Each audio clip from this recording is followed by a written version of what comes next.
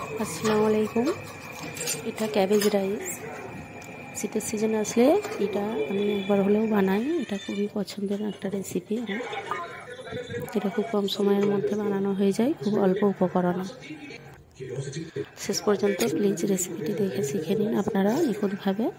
আর please চ্যানেলটিকে subscribe করে রাখুন আমার নতুন নতুন রেসিপি দেখার জন্য। এখানে আমি 4 কাপ পরিমাণ বাসমতি রাইস নিচ্ছি। এই কাপটা করে মেপে নিচ্ছি। এখানে ভালোভাবে ধুয়ে পরিষ্কার করে নিয়ে এখানে 1 চামচ পরিমাণ ভিনিগার দিলাম, দিয়ে এটা ঢাকা দিয়ে 1 ঘন্টার জন্য রেখে দেবো। আর এটা বাঁধাকপি। এই বাঁধাকপিটা উপরের দুটো ছিলকা আমি তুলে নিচ্ছি, ভেতরের যে শাঁসটা সেইটাই নেব। ভালো করে ধুয়ে পরিষ্কার করে নিয়ে তারপরে এটা আমি যতটা সম্ভব সরু সরু করে কাটা যায় কেটে নিয়ে নেব। ধরুন 1 কেজি চাল নিলে সেখানে 500 গ্রাম পরিমাণ বাঁধাকপি নিলেই হবে। আর এখানে 500 গ্রাম আলু নিয়েছি, চন্দ্রমুখী আলু। এটা নুন দিয়ে হাফ ভাজা করে নেব 10 মিনিট ধরে লো ফ্লেমে। তারপরে বাঁধাকপি আর মটরশুঁটি আমি ছিটিয়ে রেখেছি এখানে, নেড়ে চেড়ে এটাও 8-10 মিনিট ধরে হালকা ভাপানোর সঙ্গে ভেজে নেব। খুব ভাজা হবে না, 80% মতো এখানে ভেপে যাবে, সেদ্ধটা হয়ে যাবে। দিয়ে ঢাকা দিয়ে 7-8 মিনিট রেখে এটা নামিয়ে নেব। চালটা দেখুন 1 ঘন্টা পর অনেকটা পানি টেনে নিয়েছে। এটা আমি ঢাকা দিয়ে এতে যতটা পানি আছে একদম ভালোভাবে পানিটা ঝরিয়ে নেব।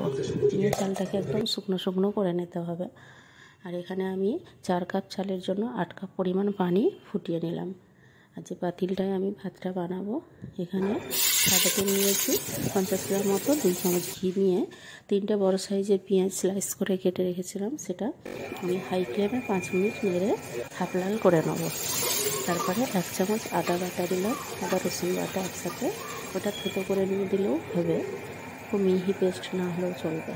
দিয়ে নেড়ে ছেড়ে 1 চামচ জিরা গুঁড়ো, 1 চামচ গোলমরিচ গুঁড়ো আর ভাতের জন্য 2 চামচ নুন এখানে দিলাম। নুনটা একটু পরে দিলেও হতো। আর এখানে কোনো রকম হলুদ গুঁড়ো বা লঙ্কা গুঁড়ো কিন্তু দেওয়া যাবে না। দিয়ে চালটা হাই ফ্লেমে 1-2 দিন ভালোভাবে ভেজে দিতে হবে। নিয়ে তারপরে ফুটন্ত পানিটা এখানে দিয়ে দেবো।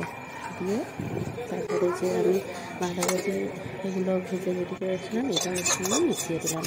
দিয়ে আমি 3-4টে কাঁচা লঙ্কা দিয়ে দিলাম। দিয়ে ঢাকা দিয়ে হাই ফ্লেমে 5 মিনিট আর লো ফ্লেমে 5-7 মিনিট এরকম বানিয়ে তারপরে আমি ঢাকাটা খুলে এখানে 80% মতো ভাতটা হয়ে গেছে।